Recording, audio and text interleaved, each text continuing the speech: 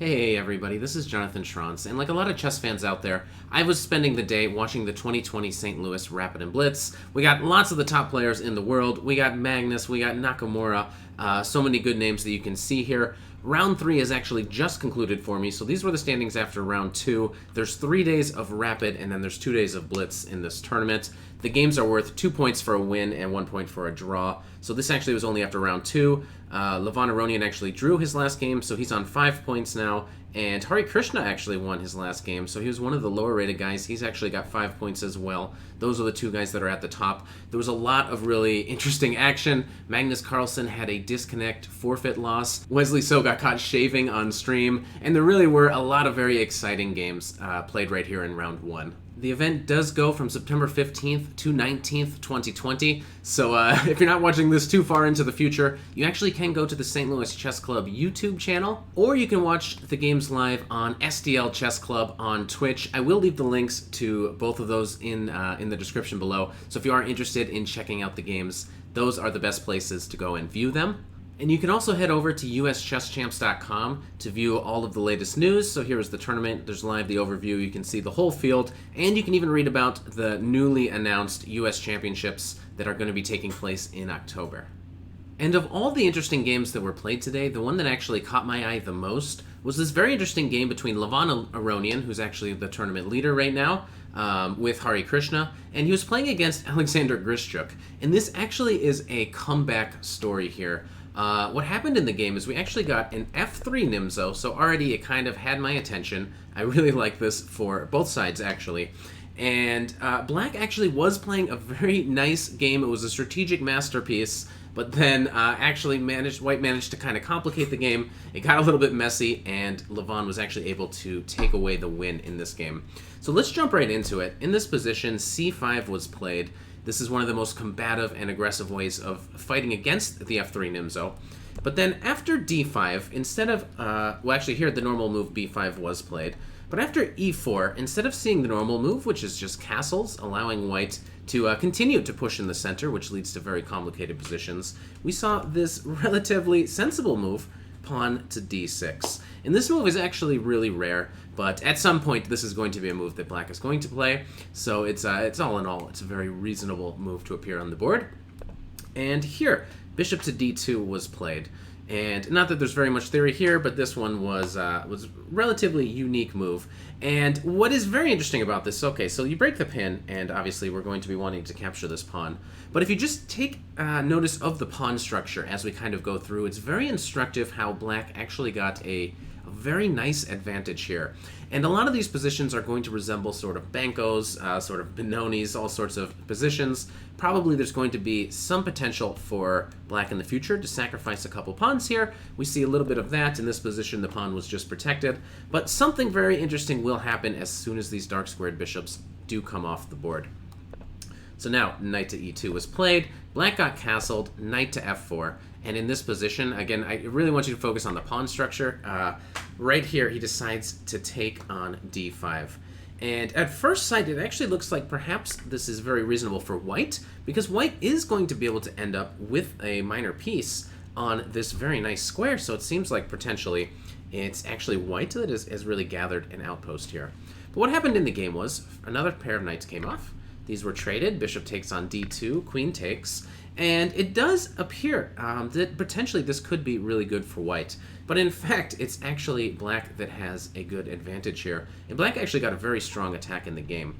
And the reason is, yes, this knight does look very good. I mean, it's on a very sensible post, but it can in the future potentially be removed, for example, by the bishop. So Black does have ways of contesting this knight. However, if you look at the dark squares, because the dark squared bishops have come off the board, you might also discover that there's a very interesting square for the Black knight. So in this position, Alexander Grischuk just played knight to c6, and this is a pawn sacrifice. So White did accept, and now the knight hops into d4. And this knight is a little bit harder to remove than the knight on d5. So here White decides, I mean, if you know, you're going to install this nice knight, I might as well grab a pawn.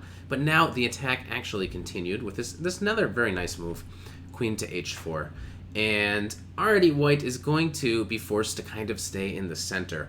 The reason is, you could potentially play a move like g3, but you can kind of tell that black will be the favorite after something like knight takes f3 here, because wherever the king moves, we're going to be taking here, and in such a position, the pawn structure is going to favor black in this endgame, which is why in the game he preferred king to d1. So black actually has very, very reasonable compensation here for the pawn that he's invested. This one he's going to be able to win back. Even still, he'll be down a pawn. But with the king in the center, there is a potential to increase the attack. And the main way that he's going to be able to do that was with a future pawn to f5. But this was really nice. He really took his time. He played this whole position very slowly. And in this position, he captured on a6. And now, obviously, white could at some point recapture. White decided to play queen to f4. White would love to trade the queens off. Black certainly has no interest in doing that. Black is still a pawn down, wants to keep the queens on the board. And if you do infiltrate right now, you play queen to f2. Probably queen to d2 will be the response by white. So black just decides to go back to d8 here.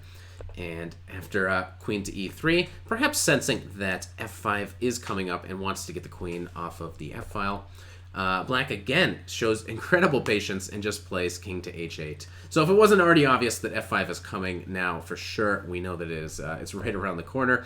Queen to c3, and another very nice patient move here. Just refusing to trade the pieces, and potentially in some lines, we might actually take that knight. So I thought that was also a very nice move, and black has so far just played an absolute masterpiece. Bishop to c4 was played. Now if you take the bishop, I can just reinforce it with a piece. And here comes f5. So f5 eventually hits on the board, and things are going very well for black.